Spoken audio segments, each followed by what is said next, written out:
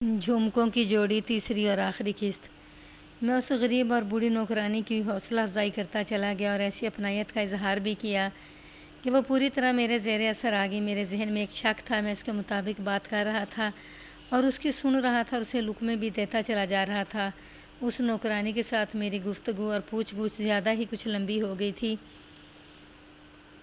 یہ سب سنانا محض بیکار ہے، صرف کام کی باتیں بتاؤں گا۔ نوکرانی کی زبانی معلوم ہوا کہ قدیر کی ماں اور بہنیں تاج کو طنزیہ انداز میں یہ تاثر دیا کرتی تھیں کہ غریب گھرانے کی لڑکی ہے اور وہ خود بہت ہی امیر کبیر لوگ ہیں۔ میں نے نوکرانی سے بطور نمونہ کچھ باتیں پوچھیں۔ نوکرانی نے بتایا کہ قدیر کی ماں اکثر تاج سے کہا کرتی تھی کہ تمہارے پورے خاندان کو بما مکان ہم خرید سکتے ہیں۔ قدیر بھی تاج پر اپنی امیری کا رعب جماتا رہتا تھا۔ نوکرانی نے ایک اور بات یوں سنائی کہ تاج کو قدیر کی ماں نے اس قسم کی طنزیہ باتیں کہیں اور ماں باہر نکل گئی۔ تاج اپنے کمرے میں تھی اور نوکرانی اس وقت کمرے میں جھاڑ پونچھ کر رہی تھی۔ قدیر کی ماں طنزیہ واحد تباہی بک کر چلی گئی تو تاج کی آنکھوں میں آنسو آ گئے۔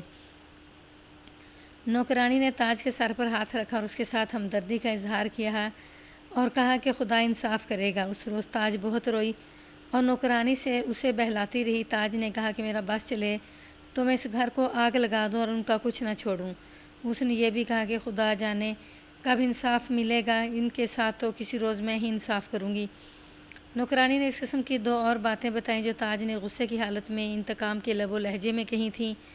ان باتوں کا لب لباب یہ تھا کہ تاج اس گھر میں سخت تنگ اور پریشان تھی، بلکہ یوں کہہ لیں کہ اذیت میں مبتلا تھی اور ان لوگوں سے انتقام لینا چاہتی تھی۔ اس کے منہ سے یہی ایک بد دعا نکلتی تھی کہ یہ لوگ تباہ ہو جائیں تو انہیں پتہ چلے کہ غربت کیا ہوتی ہے۔ نوکرانی نے مجھ پر واضح کر دیا کہ تاج اس گھر کی تباہی چاہتی تھی۔ نوکرانی کی موجودگی میں اس کی بیٹی کو اندر بلایا اور نوکرانی سے کہا کہ وہ اپنی بیٹی کو بتا دے کہ ڈرے بالکل نہیں اور جس طرح اس نے خود ہر بات بتائی ہے اسی طرح اس کی بیٹی بھی مجھ سے کچھ نہ چھپائے۔ نوکرانی نے اپنی بیٹی کی حوصلہ افزائی کی اور اسے کہا کہ تھانے دار صاحب بہت اچھے اور پیار والے آدمی ہیں، اس لیے ان سے کوئی پردہ نہ رکھنا اور یہ ہمارا پردہ رکھیں گے۔ میں نے نوکرانی کو یہ کہہ کر باہر بھیج دیا کہ اپنی بیٹی کی طرف سے بالکل مطمئن رہے۔ تھانے دار صاحب جی، اس لڑکی نے کہا، میں یتیم لڑکی ہوں اور ماں صرف میرے فرض سے فارغ ہونے کے لیے اس گھر میں نوکری کر رہی ہے، مجھے نوکری نہیں کرنے دیتی۔ میں جانتی ہوں، جو دیکھتی ہوں وہ بالکل سچ بتا دوں گی، لیکن آپ ہم غریبوں کا خیال رکھنا، ورنہ یہ دھن دولت والے ہمیں پیس کر باہر کھیتوں میں پھینک دیں گے۔ میں نے اسے اسی طرح تسلی دی اور اسے یقین دلایا جس طرح اس کی ماں کو یقین دلایا تھا اور کہا کہ وہ بے فکر اور بے غم رہے۔ میں نے سب سے پہلے تاج کے متعلق ایک بات کہی۔ صاحب جی، اس لڑکی نے کہا، میں تاج بی بی کی ہر بات بتا دوں گی، لیکن ایک بات دل پر لکھ لیں کہ تاج بی بی بہت اچھی ہے اور اس پر اس گھر میں بہت ظلم ہو رہا ہے۔ میں اس کے خلاف کوئی بات نہیں کروں گی اور چھپاؤں گی بھی کچھ نہیں۔ میں نے پہلے بتایا ہے کہ لڑکی کسی پہلو خوبصورت نہیں تھی اور اس کا رنگ سانولا تھا اور چہرے پر غربت کا تاثر تھا، لیکن یقین جانے کہ مجھے یہ لڑکی اچھی لگی، شاید اس لیے کہ پورے اعتماد کے ساتھ بات کرتی تھی۔ میں نے اس میں کوئی چالاکی اور ہیرا پھیری نہ دیکھی۔ اس نے بتایا کہ وہ تاج کی بہت حد تک رازدار تھی، لیکن اس کے پاس صرف اس وقت بیٹھتی تھی جب اس کی ساس اور نندیں گھر میں نہیں ہوتی تھیں یا دوپہر کے وقت کمروں میں کچھ دیر کے لیے سو جاتی تھیں۔ تاج اس لڑکی کی زبانی اسلم کو پیغام بھیجا کرتی تھی۔ یہ کوئی دہشت گردی یا تخریب کاری کے پیغام نہیں ہوا کرتے تھے، بلکہ یہ اگلی ملاقات کے وقت اور جگہ کے متعلق ہوتے تھے۔ نوکرانی کی اس بیٹی نے یہ بھی بتایا کہ تاج نے 2-3 مرتبہ اس قسم کی بات کہی تھی کہ لوگوں کے گھروں میں ڈاکے پڑتے ہیں، چوریاں بھی ہوتی ہیں، لیکن اس گھر میں کچھ بھی نہیں ہوتا جس میں ساری دولت اور سارا مال و اسباب حرام کا ہے۔ لڑکی نے بتایا کہ ایک بار تاج نے اس کے ساتھ باتیں کرتے ہوئے کہا تھا کہ اس علاقے میں اتنے زبردست اور مشہور ڈاکو ہیں، لیکن کوئی اس کے گھر کی طرف نہیں دیکھتا۔ مجھے کسی ڈاکو کا آتا پتہ اور ٹھکانہ معلوم ہو جائے تو میں اسے کہوں گی کہ آؤ، اس گھر میں بڑا مال ہے۔ میں آپ کو یہ بتا دوں کہ یہ لڑکی اتنی بھی عقل مند نہیں تھی کہ اپنے آپ ہی میرے مطلب کی باتیں کہہ رہی تھی، بلکہ یہ میری عقل تھی جو اسے یہ باتیں اگلوا رہی تھی۔ میں سوال ہی ایسے پوچھتا تھا جو میرے کام کے ہوتے تھے اور میں ایسے انداز سے پوچھتا تھا کہ اس لڑکی کو شک تک نہیں ہوتا تھا کہ میں اس سے بھید لے رہا ہوں۔ میں آپ کو بطور نمونہ بھی نہیں بتانا چاہتا کہ میرا اندازہ کیا تھا، کیونکہ اس طرح بات بہت لمبی ہو جائے گی۔ یہ بھی معلوم ہوا کہ اسلم کی اور تاج کے بھائی رحمان کی خاصی گہری دوستی تھی۔ یہ اسے تاج نے بتایا تھا، اس سے زیادہ کچھ نہیں جانتی تھی کہ رحمان اور اسلم گہرے دوست ہیں۔ یہ لڑکی بھی تو گھر بھیدی ہو سکتی تھی۔ مجھے ابھی یہ شک بھی رفع یا مزید پختہ کرنا تھا۔ اسے بھی میں نے ملتوی کر دیا۔ یہ لڑکی میرے ذہن میں کچھ اور ہی شکوک پیدا کر گئی تھی۔ میرے لیے اسلم کو شامل تفتیش کرنا ضروری ہو گیا تھا۔ میرا جونیئر سب انسپکٹر اور ASI جرائم پیشہ افراد سے تفتیش میں دن رات مصروف رہتے تھے۔ ان افراد سے پوچھ گچھ اور تفتیش کا طریقہ کچھ اور ہی تھا۔ تھانے میں رات کے دوران چیخ و پکار سنائی دیتی رہتی تھی، لیکن ابھی تک انہیں کوئی سراغ نہیں ملا تھا۔ ان مشتبوں میں ایک بڑا ماہر نقب زن تھا جو قیدوں کے نام سے مشہور تھا۔ اسے ایک نقب زنی میں 4 سال قید سزائے ملی تھی۔ اس وقت وہ جوانی کی آغاز کی عمر میں تھا، شاید نا تجربہ کاری کی وجہ سے پکڑا گیا تھا۔ اس کے 2-2.5 سال بعد وہ ڈکیتی کی واردات میں پکڑا گیا اور پھر اسے 4 سال سزائے قید ملی تھی۔ اب وہ دھریڑ عمر تھا اور اس کا شمار نامی گراموں ڈاکوؤں میں ہوتا تھا۔ قیدوں چونکہ بستہ بے کا رجسٹرڈ بدماش تھا، اس لیے رات کے وقت گاؤں سے غیر حاضر نہیں رہ سکتا تھا۔ معلوم ہوا کہ واردات کی رات وہ گاؤں میں موجود نہیں تھا۔ اگلے روز اسے تھانے بلا لیا گیا اور پوچھا کہ وہ رات کہاں تھا۔ اس نے بتایا کہ ساری رات پیر صاحب کے آستانے پر رہا ہے اور پیر صاحب نے اسے کہا تھا کہ وہ رات یہیں گزارے اور عبادت کرتا رہے۔ یہ اس علاقے کا مشہور پیر تھا اور اس کی گدی کی شہرت دور دور تک تھی۔ میرا جونیئر سب انسپکٹر اس پیر کو تھانے میں بلانا بہت بڑی بے ادبی اور گناہ سمجھتا تھا۔ وہ پیر کے گھر گیا اور اس سے پوچھا کہ فلاں رات قیدو اس کے پاس آیا تھا اور کیا اس نے رات یہیں گزاری تھی؟ ہاں، پیر نے جلالی کیفیت میں جواب دیا۔ ہم جانتے ہیں اس پر پابندی ہے، وہ شام کے بعد آیا تھا اور فوراً واپس جانے کی کہہ رہا تھا، لیکن ہم نے اسے یہیں روک لیا۔ 2-3 مہینے پہلے وہ ہمارے قدموں میں توبہ طائب کر کے ہمارا مرید ہو گیا اور ہم اسے پکا مومن بنا رہے ہیں۔ ہم نے اسے نفل پڑھوائے تھے اور پھر ایک ورد بتایا تھا جو ساری رات کرتا رہا تھا، اور فجر کی اذان کے وقت ہم نے اسے گاؤں جانے کی اجازت دی تھی۔ اسے اب مشتبہ سمجھنا چھوڑ دو، وہ طائب ہو چکا ہے۔ میرا یہ سب انسپکٹر پیر صاحب سے متاثر ہی نہیں بلکہ مرعوب بھی تھا۔ میں اپنے سب انسپکٹر کے جواب سے کچھ مطمئن نہ ہوا اور اسے کہا کہ پیر کی عظمت اپنی جگہ ہے، لیکن قانون کے اور تفتیش کے قواعد و ضوابط کچھ اپنے تقاضے ہیں جو اسے پورے کرنے چاہیے تھے۔ سب انسپکٹر نے کہا کہ اس نے 2 اور افراد سے تصدیق کروا لی تھی کہ قیدوں نے رات پیر صاحب کے ہاں گزاری تھی۔ میں بتا نہیں سکتا کہ سب انسپکٹر نے جھوٹ بولا تھا یا وہ سچ کہتا تھا۔ واردات کو 5-6 دن گزر گئے تھے اور یہ واردات میرے لیے ایک چیلنج بن گئی تھی۔ میں نے اپنے مخبروں کو بلا کر کہا کہ وہ اسلم نام کے ایک شخص کے بارے میں رپورٹ دیں۔ ایک معزز اور بزرگ قسم کے مخبر نے اور 2 عام اور معمولی قسم کے مخبروں نے اسی وقت رپورٹ دے دی۔ رپورٹ یہ تھی کہ اسلم معمولی سے گھرانے کا جوان سال آدمی تھا، FA پاس اور ایک ہندو وکیل کے ساتھ کام کرتا ہے۔ اس کی ہسٹری یہ بتائے گی کہ میں جب اس تھانے میں آیا تھا اس سے 2-3 مہینے پہلے اسلم کی ایک آدمی کے ساتھ لڑائی ہو گئی تھی اور اسلم نے اسے چاقو مارا تھا۔ اگر لوگ چھڑوا نہ دیتے تو اسلم اس آدمی کو قتل ہی کر دیتا۔ مضروب اونچے گھرانے کا فرد تھا اور اسلم جیسا جوان تھا۔ وہ تھانے چلا گیا اور اسلم کو گرفتار کر لیا گیا، لیکن جس وکیل کے ساتھ وہ کام کرتا تھا اس وکیل نے راضی نامہ کروا دیا۔ اس وقوعہ کے بعد اسلم پر چوری کا الزام تھا اور اسے تھانے بلا کر مارا پیٹا گیا کہ وہ الزام قبول کر لے، لیکن وہ اقبالی نہ ہوا۔ اس کے خلاف کوئی شہادت نہیں تھی۔ اس ہندو وکیل نے اسے چھڑوا لیا تھا۔ اس کے بعد اسلم کو لوگ بدماش سمجھنے لگے تھے، لیکن اس نے کبھی کوئی بدماشی والا کام نہیں کیا تھا۔ اس کے بعد تو میں اس تھانے میں آ گیا تھا۔ میں نے یہ نام کبھی نہیں سنا تھا کہ اس نام کا کوئی بدماش ہے بھی یا نہیں۔ اب اسلم کے متعلق کی رپورٹ ملی تو میں نے تاج کی ان انتقامی باتوں کو سامنے رکھا جو نوکرانی کی بیٹی نے بتائی تھیں۔ سوچ کر میں اس نتیجے پر پہنچا کہ اسلم میں یہ واردات کرنے یا کروانے کی صلاحیت اور جرأت موجود ہے۔ یہ بھی سوچا کہ اس کا تعلق ایک بڑے قابل اور وکیل اور تجربہ کار وکیل کے ساتھ ہے، اس لیے اسلم جرائم اور قانون کو اچھی طرح سمجھتا ہے اور جرائم پیشہ لوگوں کے ساتھ بھی اس کی بات چیت ہوتی رہتی ہوگی۔ یہ تو مجھے خاص طور پر بتایا گیا تھا کہ خاصا ہوشیار اور جرأت مند آدمی ہے اور اچھے برے کی تمیز کرنے والا ہے۔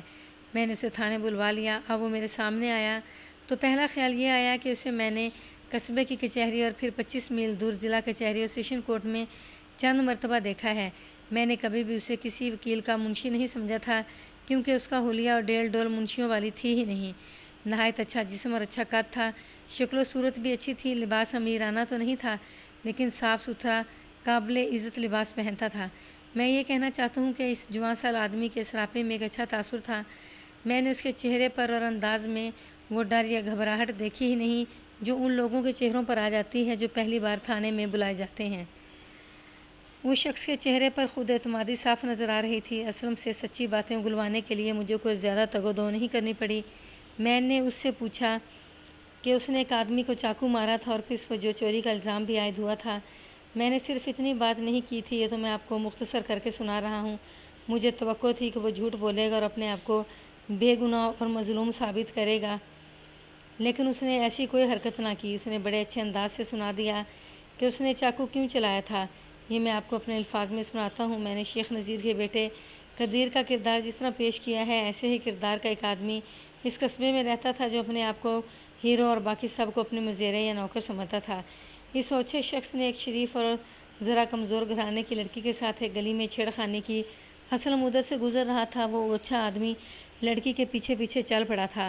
اسلم نے اسے روکا تو اسے اتنی توہین سمجھ کر اسلم کو برا بھلا کہنے لگا۔ اسلم کو تو معلوم ہی نہیں تھا کہ لڑکی ہے کون، وہ اتنا ہی جانتا تھا کہ یہ لڑکی مسلمان ہے۔ اسلم نے مجھے بتایا کہ وہ اس طرح دھمکی برداشت نہیں کر سکتا جس طرح اسے اس آدمی نے دی تھی۔ اس شخص نے اسلم سے کہا تھا کہ یہ تیری چاچی تو نہیں لگتی، میرے سامنے آئے تو میں گردن مروڑ دوں گا۔ اسلم اس کے آگے گیا اور اسے کہا کہ تم نے ایک قدم بھی اس لڑکی کے پیچھے اٹھایا تو پھر دیکھنا گردن کس کی مروڑ دی جاتی ہے۔ وہ شخص اپنے آپ کو نواب یا مہاراجہ سمجھتا تھا۔ اس نے اسلم پر ہاتھ اٹھایا۔ اسلم نے چاقو نکال لیا اور اس طرح ان کی لڑائی ہو گئی۔ لوگوں نے چھڑوا دیا، لیکن اس شخص کا خون بہہ رہا تھا جس سے پتہ چلتا تھا کہ وہ تو شدید زخمی ہو گیا ہے۔ وہ تھانے میں چلا گیا۔ مخبر نے پہلے ہی جو رپورٹ دی تھی اس کی تصدیق اسلم نے کر دی۔ قبلہ انسپکٹر صاحب، اسلم نے کہا، مجھے تو یہ معلوم ہی نہیں تھا کہ یہ لڑکی کون ہے۔ میں نے یہ دیکھ لیا تھا کہ مسلمان ہے اور کسی شریف گھرانے کی بچی ہے۔ میں اس شخص کو اچھی طرح جانتا تھا کہ یہ اپنے آپ کو کیا سمجھتا ہے، اور اب تو یہ سمجھ بیٹھا تھا کہ وہ جس کی بیٹی یا بہن کو چاہے چھیڑ سکتا ہے اور ان بڑے لوگوں کے مقابلے میں کوئی آ ہی نہیں سکتا۔ میں چھوٹے یعنی مالی لحاظ سے چھوٹے خاندان کا آدمی ہوں، لیکن عزت کے لحاظ سے میں بڑا ہی امیر کبیر ہوں۔ خدا کی قسم درمیان میں لوگ نہ آ جاتے تو شاید میں اس شخص کو قتل کر دیتا۔ پھر میں نے اسلم سے پوچھا کہ اس پر چوری کا جو الزام لگا تھا اس کی حقیقت کیا تھی۔ اس نے بتایا کہ بڑے چودھریوں کا بیٹا تھا اور اسلم نے اسے زخمی کر دیا تھا، لیکن اس ہندو وکیل نے تھانے دار سے ملا کر معاملہ راضی نامے کی صورت میں رفع دفع کرا لیا تھا۔ اس گھٹیا شہزادے کے باپ نے یہ انتقامی وار کیا اور چوری کی ایک واردات ہو گئی تو اسلم کو گرفتار کروا دیا اور 2 جھوٹے گواہ بھی پیش کر دیے۔ چوری واقع ہوئی تھی جس کے متعلق اسلم کو کچھ معلوم نہیں تھا۔ یہ ان چودھریوں کا اسلم پر انتقامی وار تھا، لیکن اسلم نے مجھے بیان دیتے ہوئے کہا کہ خدا میری حمایت میں تھا، میں کبھی تصور میں لایا ہی نہیں کہ میں چوری بھی کروں گا۔ خدا نے میری یوں مدد کی کہ ان دونوں گواہوں کو تھانے دار نے جھوٹا ثابت کر دیا اور مجھے بے گناہ قرار دے کر چھوڑ دیا۔ اسلم پورے اعتماد کے ساتھ بڑے ہی جرأت مندانہ طریقے سے بول رہا تھا۔ مجھے اپنے تجربے کے مطابق اندازہ ہو رہا تھا کہ یہ شخص جھوٹ نہیں بول رہا تھا، نہ اس کے ذہن میں فریب کاری ہے۔ مجھے سے کوئی غرض نہیں تھی کہ اسلم کی کبھی کسی کے ساتھ لڑائی ہوئی تھی اور اس پر چوری کا الزام تھا، یا یہ شخص مظلوم تھا یا ملزم تھا۔ یہ میری ضرورت تو جاننے کی تھی کہ نقب زنی کی واردات میں یہ شخص ملوث ہے یا نہیں۔ یہ بات میں نے اپنی استادی اور زبان کی ہیرا پھیری سے معلوم کرنی تھی۔ اس نے خود تھوڑے ہی کہہ دینا تھا کہ ہاں، یہ واردات میں نے کروائی تھی اور گھر بھیدی کا کام تاج نے کیا تھا۔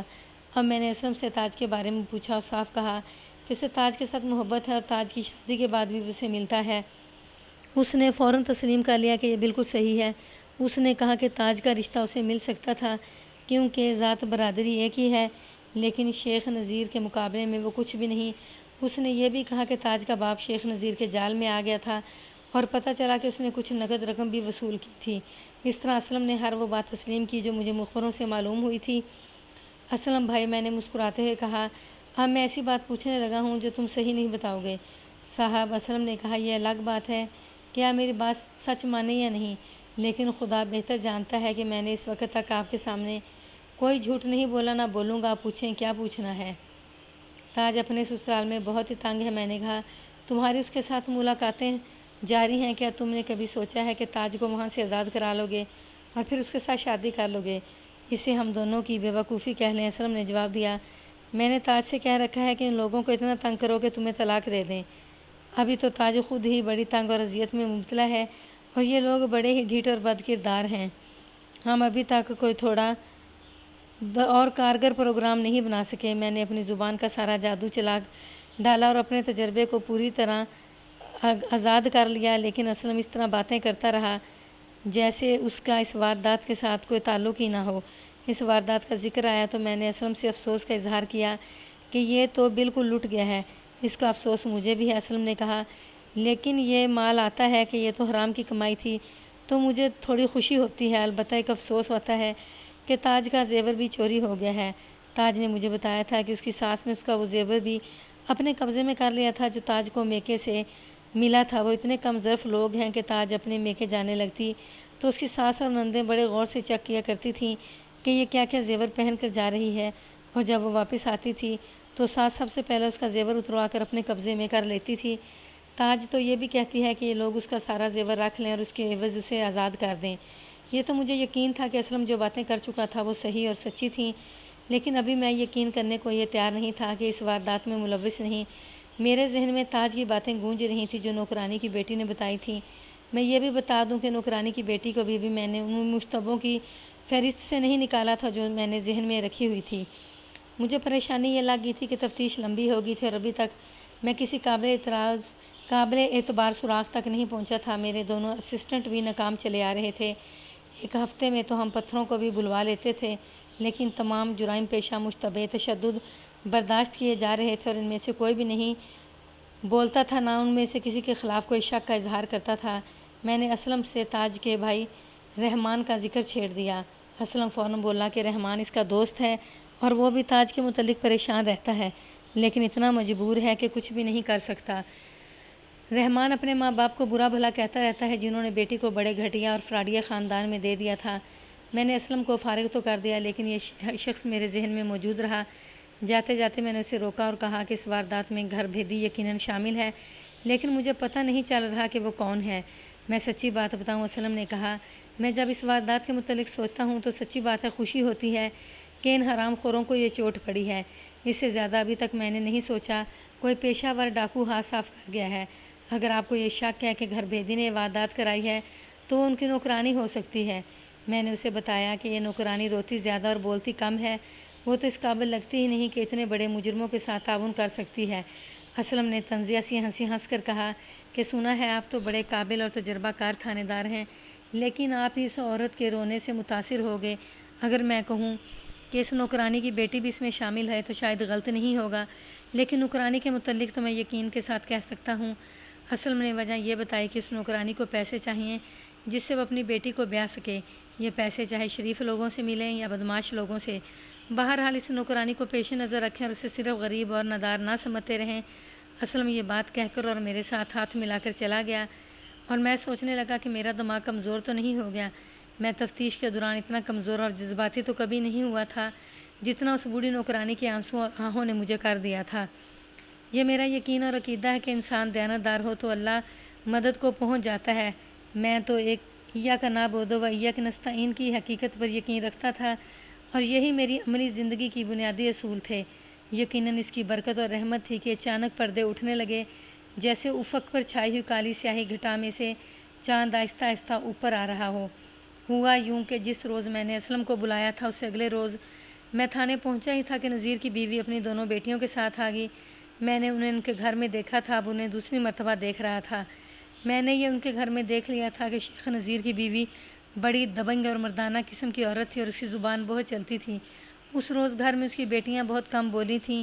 اب وہ آئیں تو لڑکیوں کی ماں نے مجھ سے جواب طلبی کے انداز سے پوچھا کہ ملزموں کا کچھ پتہ چلا ہے یا نہیں۔ میں نے اس کی تسلی کے لیے کوئی جواب دیا تو اس نے کہا کہ وہ مجھے ایک بڑا واضح اشارہ دینے آئی ہے۔ یہ سن کر مجھے خوشی سی ہوئی اور اسے کہا کہ وہ فوراً اشارہ دے دے، پہلے ہی 7-8 دن ضائع ہو گئے ہیں۔ فوراً میری بہو تاج کو پکڑیں، اس نے کہا یہ نامراد گھر بھیدی بنی رہی ہے اور اس نے ہمارا گھر خالی کروا دیا ہے۔ میں نے اسے بتایا کہ کوئی ثبوت بھی تو ہونا چاہیے، ہم کسی کو بغیر شہادت اور ثبوت کے نہیں پکڑ سکتے، اگر صرف شک ہی ہو تو اس کا بھی کوئی جواز ہونا چاہیے۔ تھانے لگا کر اسے پھینٹی لگائیں۔ نذیر کی بیوی نے کہا خود ہی بک پڑے گی۔ تاج پر مجھے پہلے ہی شک تھا، لیکن میں کوئی جواز اور کوئی شہادت حاصل کر کے اسے پکڑنا چاہتا تھا، یوں نہیں کہ کسی نے کسی کی عداوت میں یہ کہہ دیا کہ اسے پکڑو اور ہم نے اسے پکڑ لیا۔ یہ میں بھی جانتا تھا کہ یہ ساس اپنی بہو کی دشمن ہے اور اس کی دونوں بیٹیاں بھی تاج کو اچھا نہیں سمجھتیں۔ میں سمجھ گیا یہ اس خیال سے آئی ہیں کہ تاج کو ذلیل و خوار کرا کے اپنی لونڈی بنا لیں گی۔ میں نے انہیں ایسا تاثر نہ دیا کہ وہ دعوت کی تسکین کر رہی ہیں۔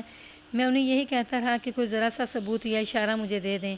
کیا آپ پیر صاحب کا اشارہ بھی نہیں مانیں گے؟ شیخ نذیر کی بڑی بیٹی نے کہا، ہم 3-4 دن پہلے پیر صاحب کے پاس گئی تھیں اور انہیں کہا تھا کہ ہمارے ڈاکو پکڑوا دیں۔ پیر صاحب نے پوری رات چلا کاٹا، موکل حاضر کیے اور اگلے روز انہوں نے بتایا کہ اپنی بہو کو پکڑو، واردات اس نے کروائی ہے۔ میرا خیال ہے کہ مجھے لمبی چوڑی تفصیل میں جانے کی ضرورت نہیں، مختصر یہ بات تھی کہ یہ خاندان اس پیر کا مرید تھا۔ یہ ماں اور اس کی بیٹیاں پیر کے پاس گئیں تھیں اور پیر نے انہیں جو کہا تھا وہ انہوں نے مجھے آ کر بتایا۔ میں نے خاص بات یہ نوٹ کی کہ بڑی لڑکی پیر کا نام اس طرح لیتی تھی اور اس طرح اسی کرامات سناتی تھی جیسے وہ پیر نہیں بلکہ کوئی نبی اور پیغمبر تھا۔ وہ تو پیر کی عاشق معلوم ہوتی تھی، چھوٹی بہن کی نسبت وہ کچھ زیادہ ہی خوبصورت تھی۔ میں نے پہلے اس پیر کی تھوڑی سی باتیں کی ہیں، اب میں چاہتا ہوں کہ کچھ اور باتیں لکھوں۔ یہ پیر اس وقت 40 برس کی لگ بھگ کی عمر میں تھا، بڑا ہی خوبصورت اور تندرست آدمی تھا، جسم بھینسے کی طرح بھرا ہوا اور چہرہ سفید اور گلابی تھا۔ اس کی تراشی ہوئی چھوٹی چھوٹی داڑھی اس کے چہرے پر خوب پھبتی تھی۔ مجھے یاد آتا ہے کہ اسی زمانے میں نے ایک انگریزی پکچر تھیف اور بغداد دیکھی تھی۔ اس انگریزی فلم کی کہانی الف لیلا کی داستانوں میں سے لی گئی تھی۔ ان میں ایسا ہی ایک کردار قد آور ہٹا کٹا اور بڑا ہی خوب رو تھا، بالکل اسی پیر سے ملتا جلتا تھا۔ فلم میں اس کا رول شیطانوں جیسا تھا اور وہ جہاں جاتا تھا فساد پھیلاتا اور فراڈ کھیلتا تھا، لیکن جو عورت اسے دیکھ لیتی تھی وہ اس کی گرویدہ ہو جاتی تھی۔ اب میں ایک خوبصورت اور جوان لڑکی کی پیر کی تعریفیں کرتے سن کم رہا تھا اور اسے دیکھ زیادہ رہا تھا۔ اس کے انداز میں والہانہ پن اور وارفتگی تھی۔ میں اسی وقت سمجھ گیا تھا اور بعد میں تصدیق بھی ہو گئی تھی کہ لڑکی اس پیر کی روحانیت سے نہیں بلکہ اس کی سانڈ جیسی مردانگی سے متاثر ہوئی تھی۔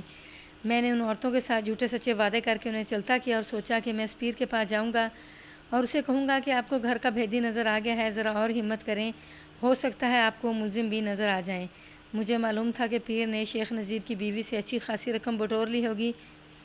وہ دن گزرا اور رات بھی گزر گئی۔ اگلی صبح میں تھانے پہنچا تو تاج کا بھائی رحمان میرا منتظر بیٹھا تھا۔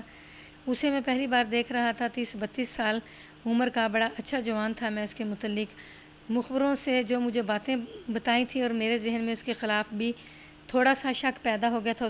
اس نے اپنا تعارف کرایا۔ میں نے اسے اندر اپنے کمرے میں لے جا کر بٹھایا۔ اس نے اپنی جیب میں ہاتھ ڈالا اور سونے کے بنے چھوٹے چھوٹے جھمکوں کی ایک جوڑی میرے آگے رکھ دی۔ میں نے پوچھا یہ کیا ہے؟ نقب زنی کا ایک ملزم بے نقاب ہو گیا ہے۔ رحمان نے کہا یہ جھمکے میری بہن کے ہیں جو اس ملزم سے مجھے ملے ہیں۔ شیخ نذیر کا جو زیور اور چوری ہوا ہے اس میں میری بہن تاج کا زیور بھی تھا اور یہ زیور میں یہ جھمکے بھی تھے۔ میری اس وقت خوشی کا اندازہ کوئی پولیس افسر ہی ٹھیک طرح سے کر سکتا ہے۔ اس واردات کی تفتیش نے مجھے پریشان اور بے حال کر دیا تھا۔ میں نے رحمان سے کہا کہ وہ نہایت واضح طریقے سے مجھے بتائے کہ اسے یہ جھمکے کہاں سے ملے ہیں اور وہ ملزم کون ہے۔ اس نے اپنی اس بری عادت کو چھپانے کی کوشش کی ہی نہیں کہ وہ کبھی کبھی قبرستان میں تکیے پر جا کر جوا کھیلا کرتا ہے۔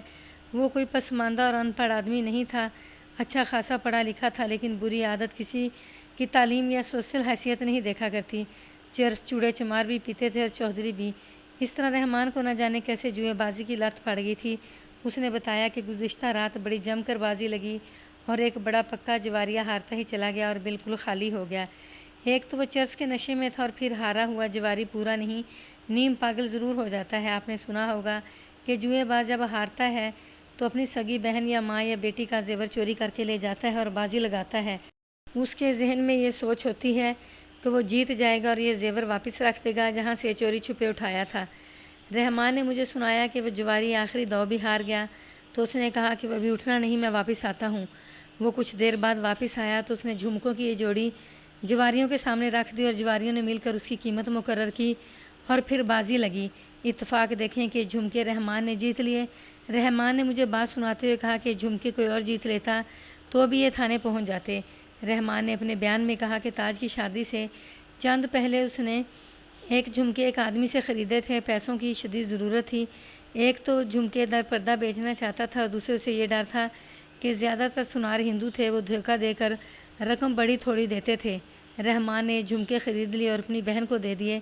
رحمان نے کہا کہ ان جھمکوں کو اچھی طرح دیکھیں، ایک جھمکے کی وہ ہک تھی ہی نہیں جو کان کے سوراخ میں ڈالی جاتی ہے۔ رحمان نے بتایا کہ اسے جھمکا اسی حالت میں ملا تھا، ان جھمکوں کے نیچے جھالر سی بنی ہوئی تھی جس میں چھوٹے چھوٹے سفید موتی جڑے ہوئے تھے۔ ایک جھمکے کے 3 موتی غائب تھے، کہیں گر گئے ہوں گے۔ یہ اس وقت بھی نہیں تھے جب یہ جھمکے رحمان نے خریدے تھے۔ رحمان نے جھمکے اپنی بہن تاج کو دے کر کہا تھا کہ کسی وقت اس میں سونے کی ہک بھی ڈلوا دے گا اور موتی بھی فٹ کرا دے گا، لیکن تاج نے یہ اسی طرح اپنے پاس رکھ لیے تھے۔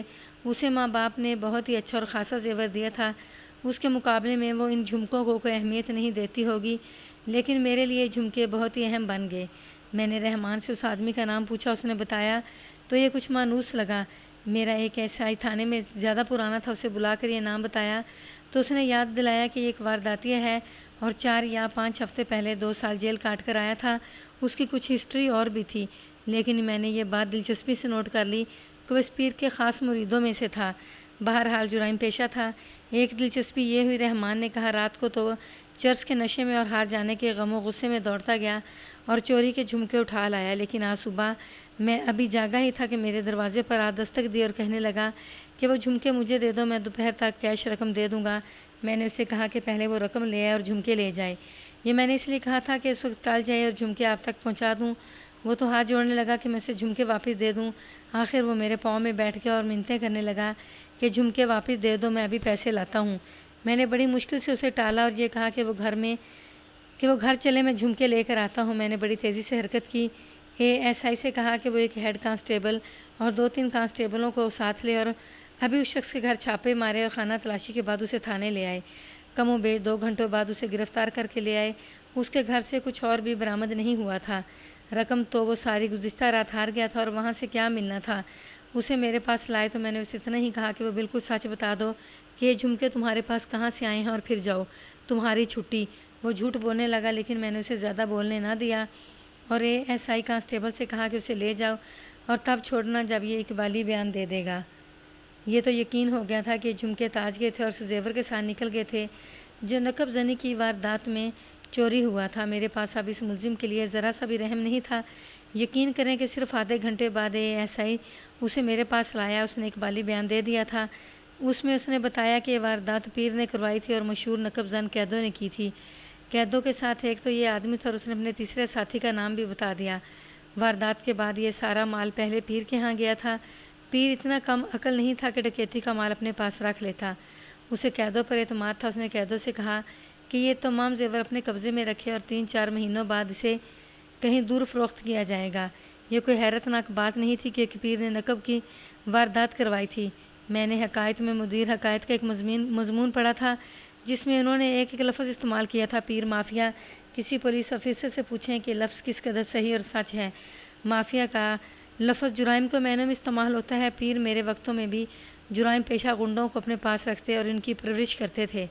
اس وقت سے پہلے بھی پیروں نے اسی طرح غنڈہ پروری اپنے لیے ضروری سمجھ رکھی تھی۔ آج بھی پیر اپنے ساتھ جرائم پیشہ اور غنڈوں کا ایک گروہ رکھتے ہیں۔ یہ ایک الگ موضوع ہے جس پر میں بڑا ہی طویل اور سیر حاصل مضمون لکھ سکتا ہوں اور شاید لکھوں گا بھی۔